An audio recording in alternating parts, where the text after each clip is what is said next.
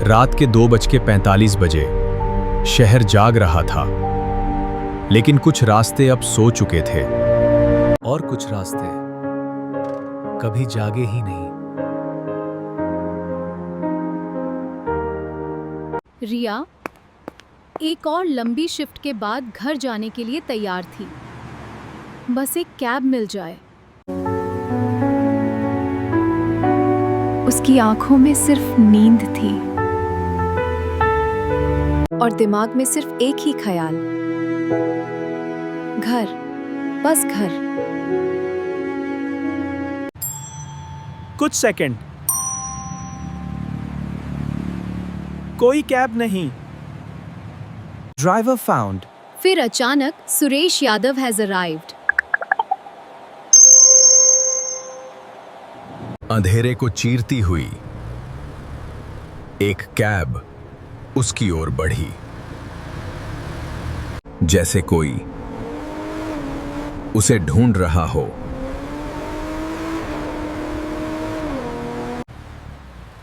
रिया madam,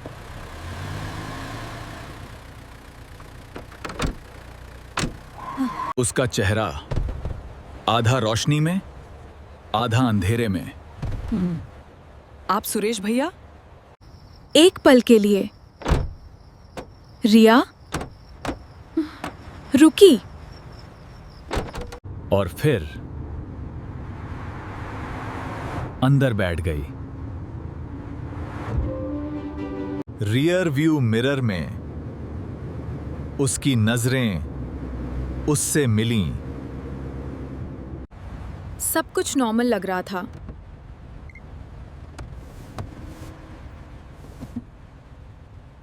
शहर की रात शांत थी, लेकिन ये सन्नाटा कुछ कह रहा था। अचानक रास्ता बदल गया। भैया, ये गलत रास्ता है। टूटी दीवारें और सन्नाटा। रिया को अब डर लगने लगा। हाँ! लेकिन ड्राइवर पुरसकून था। हर रास्ता ऐप नहीं समझता। और तभी ये आकाशवाणी है। एक पुरानी आवाज।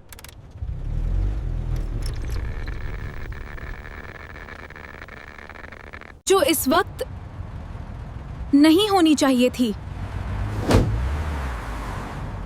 ये क्या था? रिया ने एक बोर्ड देखा।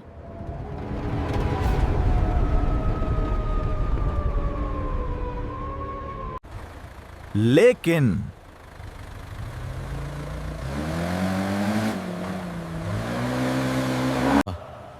वही बोर्ड फिर सामने था।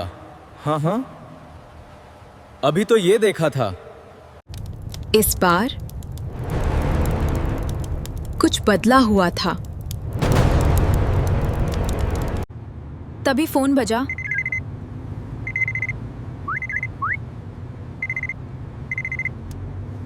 और जो उसने सुना, तू ऑफिस में ही है। रिया के हाथ कांपने लगे।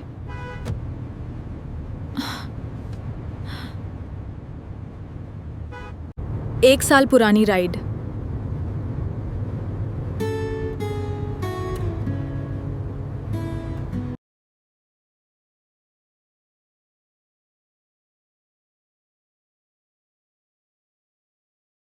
अब सच्चाई सामने थी। हाँ, तुम कौन हो? हमना वो जिंदा नहीं था। मैं भी घर जा रहा था। लेकिन कभी पहुंच नहीं पाया।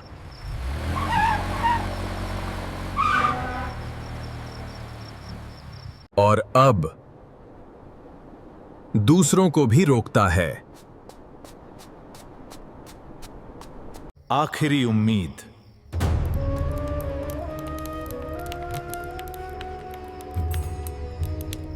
एक छोटा मंदिर जहां ईश्वर निवास करता है। और एक मौका।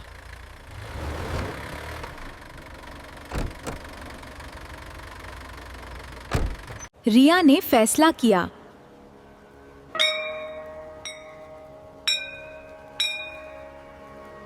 या तो वो बचेगी। भगवान, या सब खत्म।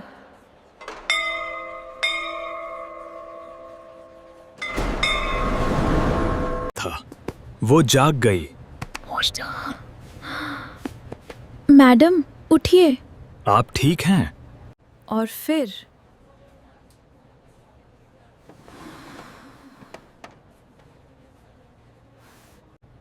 सब नॉर्मल था, नॉर्मल था। लेकिन एक चीज,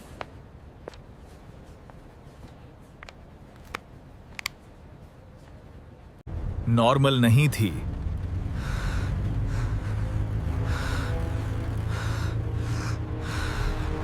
कुछ राइट्स कभी खत्म नहीं होती।